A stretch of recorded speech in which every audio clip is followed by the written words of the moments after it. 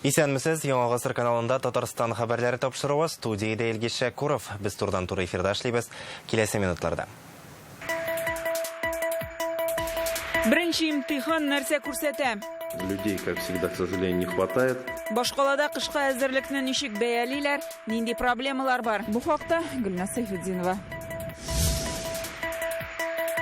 Татарстан белән багланышлар. Беренчедән эшмәкәрлек, икенче каданда шушы эшмәкәрлек аша милләтне саклау. Төрле төбәкләрдән җыелган татар эшмәкәрләре республика белән араларына ничек якынайтырга тели. Форумнан Фәйрүзә Мәҗитова репортажы. Түбән Камадагы гаилә паркында сары чыршы урнаштырганнар. Оригинальная. Никогда еще желтый не видел, или золотой даже можно назвать. Ни өчен шәһәр үзәген гадәти булмаган чыршы визи. Гөлнара Миңнеханова белеште. Бүген Рөстәм Миңнеханов Казакстан президентын чираттан тыш сайлауда җиңүе белән тәбрикләде. Ул Касым-Жомарт Токаевка телеграмма юллаган. Сайлаучыларның 80% тавышны нәкъ менә аның өчен бирә. Бу сайлауның нәтиҗәсе ил тормышын яңартуга багышланган ниятегезгә Казакстан халкының теләктәшлек белдерүен чагылдыра. Татарстан белән Казакстан арасындагы хезмәттәшлекнең безнең уртак тырышлык ярдәмендә алга таба ныгуына өметләнәм диелә президент котлавында.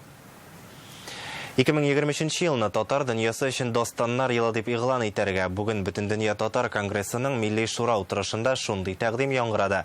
Достаннарда тарих чагыла, аны белмичә без милли үзаңны үстерә алмыйбыз ди катнашучылар. Бөтендөнья татар конгрессының милли шура утырышы Татарстанның эшлекле хезмәттәшләре форумы кысаларында уза. Башкалага бөтен Россиядән конгресс вәкилләре һәм татар эшмәкәрләре җыелды. Алар республика икътисады белән танышырга һәм сәүдә сәнәгать өлкәсендә элемтәләрне ныгытырга тели.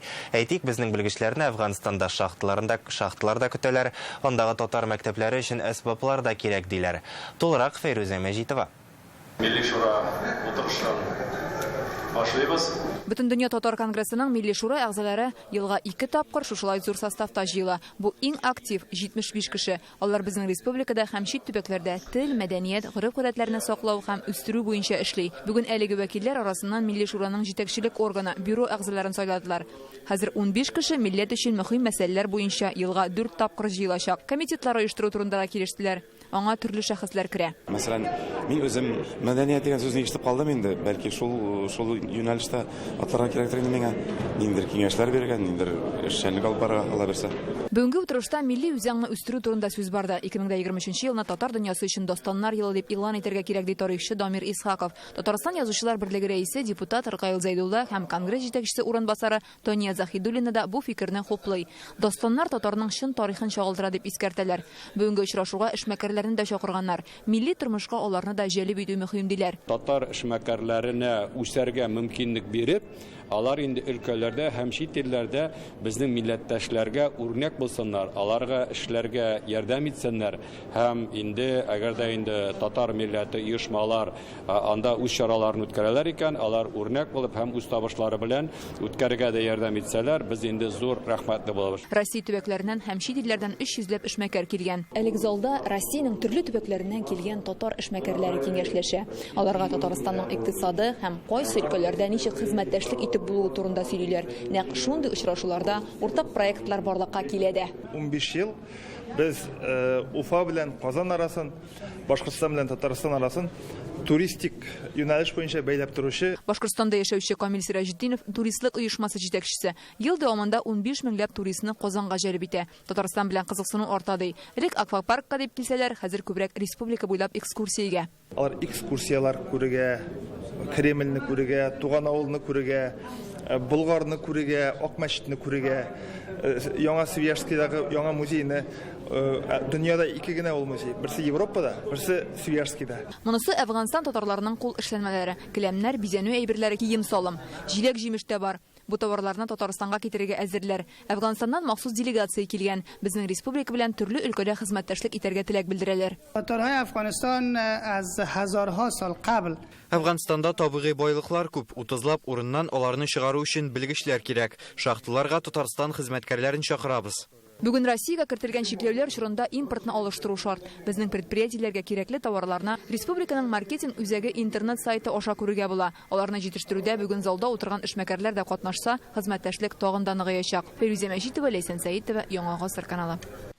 Татар эшмәкәрләре өчен форум әле кичә үк республиканың сәнәгать оешмалары белән танышудан башланды. Беренче эш көнен алар Яшелүзән районындагы сәнәгать паркында уздырды. Биредә электр җайланмалары һәм электромобильләргә заряд бирү станцияләрен ясыйлар. Татарстан эшмәкәрләре чит ил товарларына алмашны ничек җитештерә? Башка төбәкләрдәге хезмәттәшләре өчен аларның эш алымнары нәрсәсе белән кызыклы? Бу хакта Инзилә Хөсәенова.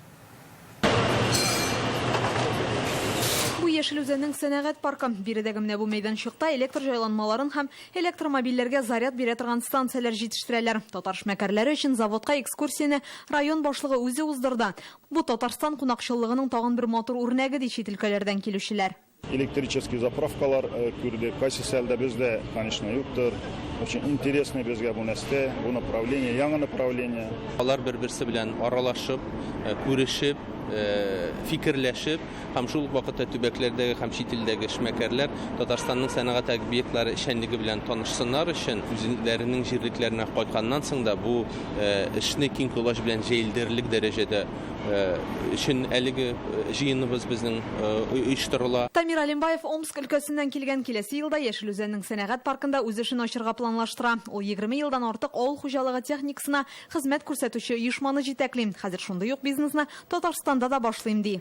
Мы занимаемся... Ул комбайн һәм тракторларны ремонтлау үзәге булачак. 2023 ел ахырында бездә 250-300 ләп эш урыны булыр дип ышанабыз. Чит төбәкләрдәге татар эшмәкәрләре арасында берләшеп эш итүчеләр дә бар. Әйтик, 45 мең милләттәшебез яшәүче Кыргызстанда Болгар дип аталган клуб ачканнар. Аның составындагы бизнес вәкилләре арасында металл эшкәртү, транспорт һәм төзелеш материаллары җитештерү компаниясе җитәкчеләре бар. Барлыгы 15 кеше. Аларның санын арттырырга һәм киләсе елга Татарстандагы кебек форумны Кыргызстанда да оештырырга телиләр. Бер-беребезгә очрашабыз, танышабыз. Ул бит татар халкының да дәрәҗәсен күтәрелер. Без Татарстан белән горурланабыз. Чөнки менә әле менә бүгенге шушында килеп таң калдык. Татарстан үскән саен үсә бара. Без аның өчен бик шатбыз. Татарстан үскәнгә без дә үсәбез. Чит илдә торган татарлар да үсәләр. Форумның пленар утырышы иртәгә Бәшир Рәмиев исемендәге IT паркта узачак. Инзилә Хөсәенова, Гадел Миндубаев, Яңа гасыр каналы. Узган елларда Казан урамнарыннан 17 мең тоннадан артык кар чыгарылган. Җомга, шимбә көннәрендә айлык норманың 30% күләмендә кар яуган. Юлларны чистарту өчен җаваплы оешмаларга бу беренче имтихан булды ди шәһәр җитәкчелеге. Әмма кыш әле башлана гына. Мэр елның әлеге фасылында урамнарны тиешенчә җыештыру, аеруча тротуарларны чиста итеп көрергә дигән бурыч куйды. Инде беренче кардан соң ук ачык Казан порталына башкала халкыннан 100дән артык шикаят килгән.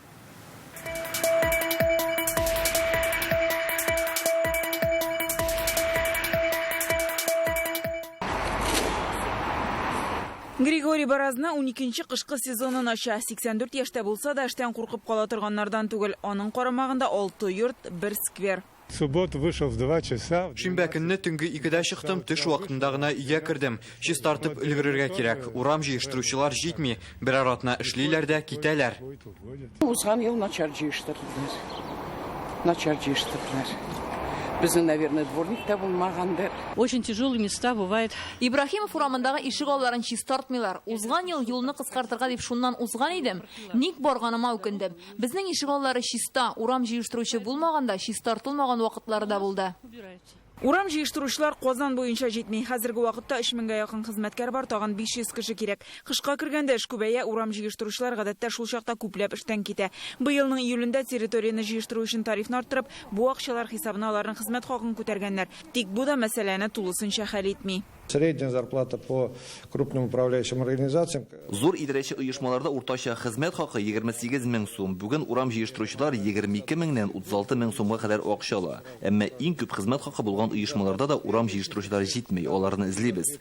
Кайбер урыннарда кар чистартканда кечкенә техника кулланыла. Ул нәтиҗәлерәк, әмма барбер кул кешен алыштыра алмый. Управляющие организации, жилищники ждут новых коллег. Проводится большая подготовительная работа. Ашаган белми, тураган белә. Кышка зур әзерлек башкарылды димер. Казандагы барлык 5920 күп фатирлы йортның да, җылылык бирүче оешмаларның да кышкы әзерлек паспорты бар. Юл хезмәтендә дә, идарәче компанияләрдә дә махсус техника паркы зурая. Быел ишек алларын кардан 200 берәмлек техника чистартачак.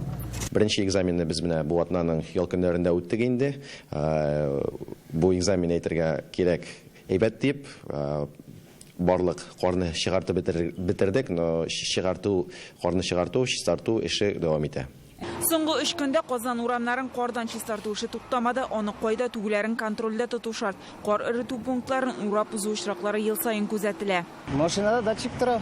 Күренә безнең бөтен йөргәннәр секундына хәтта күрсәтә, кая туктап торган. Тиешсез урынга түгә алмыйбыз безнең участокнилар бар. Ловительныйлар. Работу над ошибками мы проводим после каждого сезона. Һәр сезон узган сайын без хаталарны төзәтү буенча эш алып барабыз. Быел күзәтү системасы үзен ничек күрсәтер карарбыз. Кар эритү пунктларына күпме кар китерелгәне дә тикшереләчәк. Халык белән элемтә бар. Һәр мәсьәләне вакытында хәл итү кирәк. Тротуарлар чистартуга игътибарны арттырасы бар. Халык шикаятләре ачык Казан системасы минем Казан чат-боты 063 телефон аша алына. Беренче кардан соң ук шундый 133 мөрәҗәгать килгән. Ишегалларыннан кар чыгару да әлегә хәл ителмәгән проблема булып кала. Бу эш өчен түләү коммуналь тарифка кертелмәгән дип белгечләр. Фатир хуҗалары үзләре теләк белдереп акча бирсә, ишегалларында җыелып яткан кар чыгарылачак. Узган елдан идарәче компанияләр бу турыда махсус килешүләр төзи башлады. Гөлназ Сайфетдинова, Данил Филатов, Яңа Гасыр каналы. Бүген Түбән Кама хакимиятендәге иртәнге киңәшмәдә дә сүз кардан чистарту һәм халык мөрәҗәгатьләре белән эшләү турында барды. Рамил Муллин Водоканал башлыгы һәм шәһәр башкарма комитеты җитәкчесенә тәнкыйть белдерде. Алар су һәм җылылыкны вакытлыча туктатулары хакында халыкка вакытында хәбәр итмәгән. Эш атналык шәһәр башлыгы җитәкчеләргә аварияләр булган очракта халыкка тиз арада хәбәр итү өчен махсус чатлар булдырырга кирәк дигән буйрык биргән була. Шулай ук урамнарны кардан чистарту мәсьәләсенә дә тукталдылар. Халык машиналарын юл читендә еш калдыра икән. Рамил Муллин әлеге мәсьәләне ЮХИДИ хезмәткәрләре белән хәл итәргә кушты. Мы договорились совместно с управляющими компаниями. Без идарәче компанияләр белән сөйләшкән идек. Алар карны уңнан сулга, сулдан уңга күчерергә хуҗасы кем икәнен ачыклап торырга тиеш түгел. Кар яуган икән, аны көрәргә кирәк. Аннары халык белән эшләргә өйрәнергә кирәк. Бездә коммуналь хезмәтләр күрсәтүдә, торак коммуналь хуҗалык эшләрдә, идарәче компанияләрдә, барсында бизнеста, Водоканалда акча эшли. Халык белән очрашканда бөтен сорауларны җитәкчелеккә бирәләр. Хакимият кая карый диләр. Эти вопросы задаются нам. Власть куда смотрит? Бу атнада һава торышы үзгәрүчән булачак дип хәбәр итә синоптиклар. Иртәгә урыны белән туман төшәчәк. Көндез 7, кичен 12 градуска кадәр салкынайта. Чәршәмбе һәм пәнҗешәмбедә көньяк циклон явым-төшемнәр алып киләчәк. Республиканың көнбатыш өлешендә җепшек, көн ягында карлы яңгыр явуы һәм буран булуы ихтимал. Юлларга кар салырга мөмкин. Юлларга һава торышы бераз яхшырачак. Атна дәвамында атмосфера басымы да үзгәреп торачак. Көннәр суытуга, сулыкларда куркыныч хәлләр килеп чыга башлады. Бу ялларда коткаручылар Алабуга районында балыкчыларның гомерен саклап калган. 3 балыкчы Шулман елгасына көймәдә кергән була. Яр буеннан 100 метр эчтә кармак салалар. Тик су өсте боз белән каплану сәбәпле аннан көймә белән дә җәяүдә чыга алмаганнар. Коткаручылар махсус техника ярдәмендә бозны вата һәм аларны коткара. Республикадагы сулыклар узган атнада боз белән каплана башлады. Тик әлегә калынлыгы 2 сантиметрдан артмый. Димәк, өстенә керү тыела. Бүген Юдино бистәсенең лейтенант Красиков тукталышы янында махсус кисәтү билгесе урнаштырдылар. Бу хакта безнең редакциягә анда яшәүчеләр хәбәр итте. Узган атнада әлеге куркыныч юл чатында безнең иҗат төркемендә булып кайткан иде. Халык хәбәрчеләребезгә бирдә җәяүлеләр өчен юл кичүе бар, тик аннан йөрергә куркыныч дип зарланды. Быел гына да бу урында 4-7 юл транспорт һәлакәте булган. Яңа гына урнаштырылган кисәтү җайланмасы машина йөртүчеләрнең игътибарын ерактан ук җәлеп итә. Ләкин халык монда светофорда куелыр дип өмет. Иске Казан музей тыюлыгы турындагы фильм сценарии археологларда яклау тапмаган. Кол Шәриф мәчете авторларының берсе хакында кино төшерү фикере хупланган. Кинематографлар ничек итеп мәдәният министрлыгы субсидияләре өчен көрәшә. Бу хакта бүген Реальное время интернет газетасы яза. Бүген махсус хәрби операциядә катнашучыларга Лоеш районыннан гуманитар ярдәм җибәрделәр. Ир-егетләргә тимер мичләр, квадрокоптерлар, элемтә чаралары һәм 5 тоннадан артык азык-төлек озатылды. Гуманитар ярдәмне хәрбиләр ихтыяҗыннан чыгып туплаганнар. Кирәк-яракларны район хакимияте, эшмәкәрләр, хуҗалыклар китерә. Аларны машинага төяргә Лоеш техникумы студентлары булышкан. Хәзер республикада гуманитар ярдәм туплау өчен 85 пункт эшли. Мөрәҗәгатьләр өчен кайнар линия телефоны да бар. Аның номерын сез экранда күрәсез. Бүген егетләргә балалар язган хатларны да җибәрделәр. Я их передам. Все они подписаны, да? По именам, все есть, письмо солдату. Бүйік Ватан соғышы ветераны Александр Шахназаров 95 яшьлек юбилейін белгіләп үтә. Ул Сталинград қамалышында катнашкан шәхес. Әлеге каһарман төрле дәрәҗәдәге 30-дан артык хәрби бүләккә лайык. Александр Шахназаров фронтка 14 яшендә үк киткән. Сугыштан соң 25 ел Казан Суворов училищесында эшли. Аның мөгаллимлек стажы 40 елдан артып китә. Ветеранны туган көне белән безнең иҗат төркеме дә котлап кайтты. В этом возрасте думают о сегодняшнем дне, а не о будущем. Гәҗит китапларны йытлыгы букый, атнага 2 тапкыр бассейнга йөри, берәр чакрым йөзә, мунча ярата. Үзен оптимист дип саный. Шундый үзенчәлекле шәхес Бөек Ватан сугышы ветераны Александр Шахназаров бу атнада 95 яшьлек юбилейын бәйрәм итә. Конечно, волнительный. 95 лет это, простите, не 55, не 35 и не 75. Дулкынланам инде 95 яшь бит, 55-тә, 35-тә, хәтта 75-тә түгел. Әмма шушы яшькә җитүне зур казаныш дип саныйм. Истәүнә менә сезнең белән сөйләшә алам, мин исән, үз аягымда йөрим. Спорт белән шөгыльләнәм. Хатыным белән шундый актив тормыш алып барабыз. Хатыны Людмила белән бергә тормыш кырып яши башлауларына декабрь аенда 60 ел була. Бриллиант туйларын билгеләп үтәчәкләр. Бер ул тәрбияләп үстергәннәр. Елмаеп искә алырлык вакыйгалары күп әлеге парның. Это друзья его все. Друзья суворовцы. Александр Шахназаровны туган көне белән котларга якыннары, танышлары килде. Ул аларны елмаеп, кычак җәеп каршы ала. Александр Шахназаров тумышы белән Әстерханнан. Бөек Ватан сугышы башланганда аңа 14 яшь булган. Шуңа да карамастан ул өлкәннәр белән бергә дошманга каршы сугышырга карар кыла. Идел буе хәрби флотилиясендә хезмәт итә. Сугыштан соң Казанга килеп, Ширек гасыр Суворов училищесында 18 ел Казан авиация институтында эшли. Аның пенсиядәге тормышы да күпләр өчен үрнәк. Он на протяжении 25 лет возглавлял. Ул 25 ел буе Суворов училищесында физик тәрбия кафедрасын җитәкләде. Александр Рубинович эшләгән вакытта әлеге уку йорты курсантлары физик әзерлек буенча ярышларда һәр вакыт җиңү яулады. Александр Рубинович запомнился всем нашим студентам, обучающимся. Училище ачылганда килгән иделәр. Александр Рубенович шул вакытта ук студентларга карата бик игътибарлы кеше буларак истә калды. Үзе дә шул юлны узган бит. Хәзердә тыгыз элемтәдә торабыз, студентлар аны бик якын итте. Яшь буынга әйтер сүзе дә бар аның. Илебез һәм халкыбыз тарихын белсеннәр иде ди ветеран. Дәүләткә кирәкле булып үссеннәр, ватанны яратсыннар дигән теләктә кала. Рания Абдрахманова, Диләрә Шәрипова, Олег Мыльников, Яңа гасыр каналы. Бүген Казанда Ислам хезмәттәшлеге оешмасы илләренең халыкара яшьләр фәнни конгрессы башланды. Анда Азербайҗан, Казакстан, Мисыр, Индонезия, Марокко һәм башка мөселман илләреннән 100 делегат катнаша. Бу яшь галим, тикшеренүче академиклар, белгечләр урбанистика, мәгърифәттәге заманча технологияләр, медицина, нефть, газ өлкәләрендәге фәнни тикшеренүләр турында фикер алыша. Бүген КФУда яшь галимнәргә ярдәм итү чаралары, фәннең киләчәге турында сөйләштеләр. Университет белән Ислам хезмәттәшлеге оешмасы илләренең яшьләр форумы арасында хезмәттәшлек турында килешүдә имзаланды. Билгеле булганча, Казан Ислам хезмәттәшлеге оешмасының яшьләр баш каласы булып тора. Быел бездә мөселман дөньясының халыкара вакыйгалары, глобаль саммит һәм яшь эшмәкәрләр форумы узды. Аның төп максаты төрле юнәлешләрдә яшь галимнәрне берләштереп, бер шундый платформа булдыру. Бу мәйданчык зур әһәмияткә ия, чөнки ул Казан, Татарстан һәм гомумән Россия өчен яңа илләр белән төрле юнәлешләрдә фәнни контактларны көчәйтергә ярдәм итәчәк. Газпром Трансгаз Казан оешмасы хезмәткәрләре республика мәктәпләрендә файдалы дәрес үткәрә. Алар укучыларга газ белән эш итү кагыйдәләрен аңлата һәм зәңгәр ягулык исе чыкканда нишләргә кирәклеге турында сөйли. Чөнки республикада газ белән агылану очраклары шактый еш күзәтелә. Укучылар беренче очракта нәрсәне белеп торырга тиеш. Чулпан Касыймова шул хакта. Газ вообще это метан. Для запаха в него добавляют вещество, которое называется этилмеркаптан. Газ ничек табыла, иләребезгә каян килә, аннан ничек файдаланырга һәм газ исе чыкканда кая мөрәҗәгать итәргә. Бүген бу турыда Газпром Трансгаз Казан хезмәткәрләре Казанның 12нче кызлар гимназиясендә укучыларга сөйләде. Үтемлерәк булсын өчен видеороликлар да әзерләгәннәр. Алай балалар яхшырак истә калдыра диләр. Газпром Трансгаз Казан өчен газдан файдаланганда иң мөһиме булып халыкның иминлеге тора. Шуңа күрә бик күп кулланучылар арасында, шул исәптән балалар арасында аңлатма эше алып бару бик мөһим. Кызлар бүгенге дәрестә бирелгән белемнәрне бик тиз үзләштерде. Һәр сорауга дөрес җавап бирделәр. Мин бу чарада бик күп нәрсәләр белдем.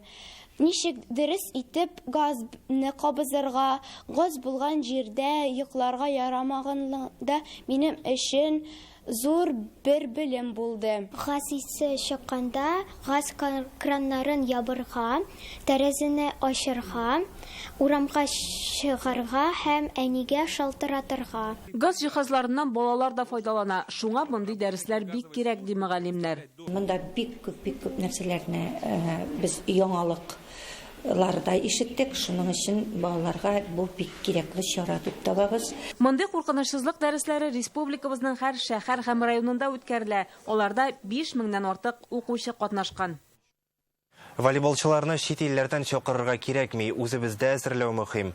Республиканың волейбол федерациясе рәисе Фәрит Мөхәммәтшин бүген шулай дип белдерде. Ул федерацияның президиум утырышын үткәрә. Анда Зенит Казан һәм Динамо Акбарс командаларының бу сезонда уңышлы чыгыш ясаулары билгеләп үтелде. Республика спортчыларының Россиянең мәктәп волейбол лигасы Бөтен Россия проектындагы чыгышына нәтиҗә ясалды.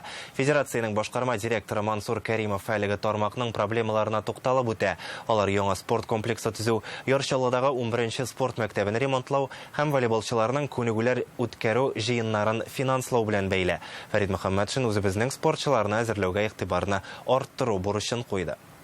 У нас есть возможности, у нас есть резервы, где надо искать, селекцией заниматься и готовить эти кадры для работы на наших звездных командах, я так скажу. Бүген Акбарс хоккейчылары Себер командасына оттырды. Олег Знарок уенчылары өчен ахыргы 6 матчта 5-нче җиңүле иде бу. Җанатарлар һәр уенны плей-офф караган сыман күзәтә. Ни өчен безнең команда һаман җиңелә? Ә бит уенны бүген уңышлы гына башлаганнар иде. Акбарстан Максим Бойков исәпне ачты. Озакта үтмәй Кирилл Петров икенче алканы кертте. Ләкин Себер хоккейчылары уенны үз кулына алып, ышанычлы җиңүгә иреште. Олег Знарок уенчылары 2-4 исәбе белән җиңелде. 23 ноябрьдә Акбарс чираттагы очрашуны Казакстанда Барыс белән үткәрәчәк. Бүген Россиянең танылган чаңгычысы, илнең атказанган спорт остасы, Сочидагы Олимпия уеннары чемпионы Александр Легков Казанда дәрес уздырды. Ул акыл ягыннан тайпылышы булган балаларга төрле күнегүләр ясарга өйрәтте. Идел буе физик тәрбия университетының спорт залына дистәләгән малай-кыз җыелган иде. Казанның 76-нчы коррекция мәктәбе укучылары, Солнцев доме оешмасына йөрүче балалар. Александр Легков яшь спортчылар белән аралашты. Алар белән фотога төште. Әлеге очрашу спорт тормыш нигезе федераль проекты һәм дуслык уеннары кысаларында оештырыла. Ребята эти нуждаются в спорте, ребята нуждаются в общении. Бу балаларның спорт белән шөгыльләнәсе, аралашасы килә. Минемчә, махсус олимпиада кебек чараларда аларның үзара танышуы, аралашуы бик мөһим. Спортчылар белән мондый очрашулар да кирәк. Бу балаларның үз дөньясы бар һәм аңа хөрмәт белән карарга кирәк.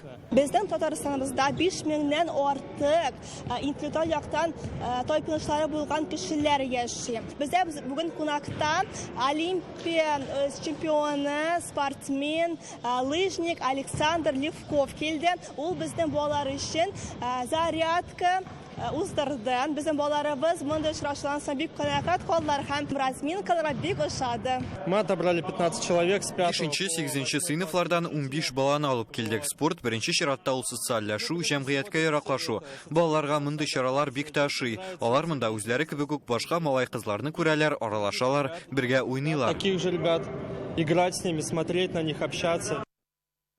Түбән Каманың гаилә паркында быел үзенчәлекле җыршы куйганнары ул сап-сары. Шәһәрне шул рәвешле бизәү карарын әле паркны проектлаган вакытта ук хәл иткән булалар. Халык үз сүзен социаль челтәрләр аша җиткерә. Күпләр бу үзенчәлекле фикерне хуплый, икенчеләр гадәти яшел җыршыны күрергә тели. Түбән Кама хакимиятендә шәһәрнең һәр паркында төрле төстәге ясалма җыршлар куелуын әйтәләр. Әйтик, Лимаев скверында көмеш суна, Красный ключ бистәсендә кызылны урнаштырганнар. Бүгенге менә шундый яңалыклар иде. Исән-имин булыйк.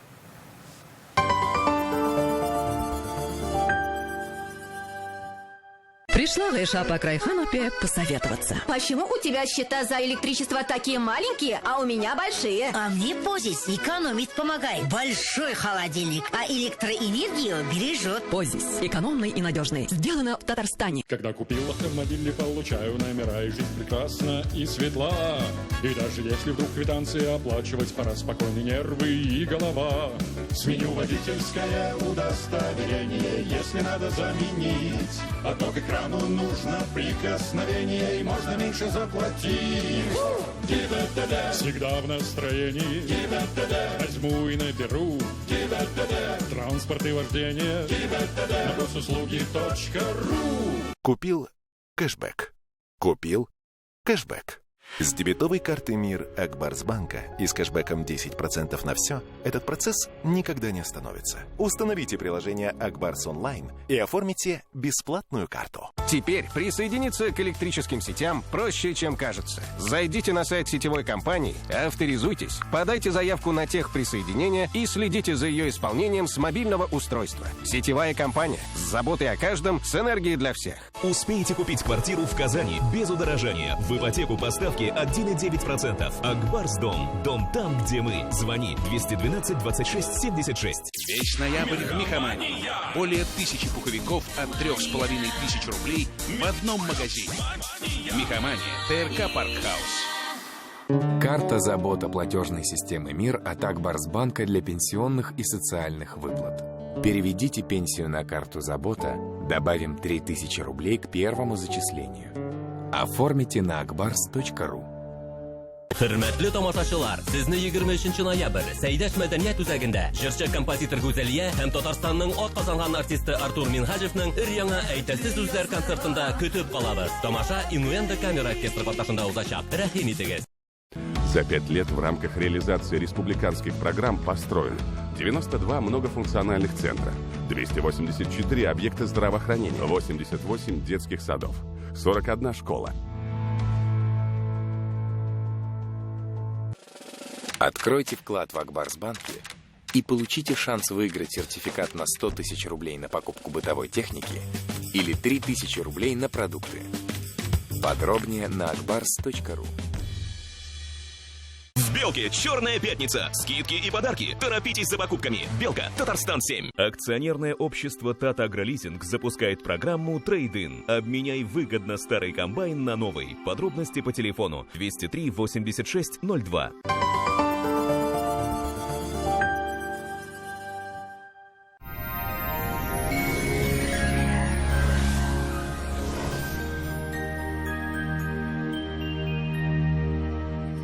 Исәнмесез, бу атнада һава торышы белән сезне мин Ирка таныштырам.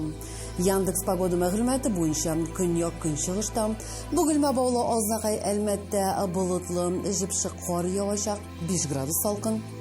Төньяк-көнчыгышта Түбән Кама ярчалы Алабугада сүрән көн температура 6 градус. Төньякта Актаныш Әгерҗе Менделеевскида болытлы 8 градуска кадәр суыта. Төньяк көнбатышта Арча Кукмара Балтачта явым-төшемнәр көтелми 6 градус салкын. Көньяк көнбатышта Булгарбай Чүпрәлдә юеш кар явачак 2 градуска кадәр суыта. Чистая Нурлатмамадышта болытлы, явым-төшемнәр 4 градус салкын. Җил көнбатыштан уртача тизлектә алдагы көннәрдә синоптик хәл әллә ни үзгәрми. Сезнең өчен яңа бер мәгълүмат. Айверс банкы шәхси затларга һәм корпоратив клиентларга банк хезмәтенең барлык төрен күрсәтә. Бизнес өчен банк расчет касса хезмәте, кредит, банк гарантиялары һәм акчаларны эффектлы куллану алымнарын тәкъдим итә.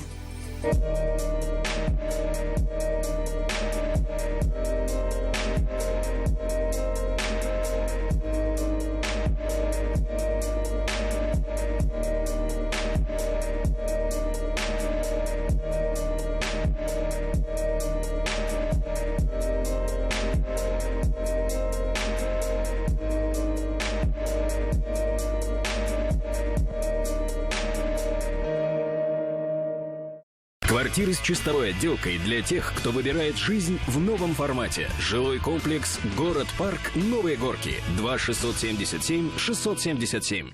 Горки Әмәт паркы һәм Горки метросы янындагы Новые Горки шәһәр паркы торак комплексында кулланышка тапшырылган һәм төзелеп килүче кирпеч йортларда фатирлар чиста һәм дизайнер эшләнмәләре белән тәкъдим ителә.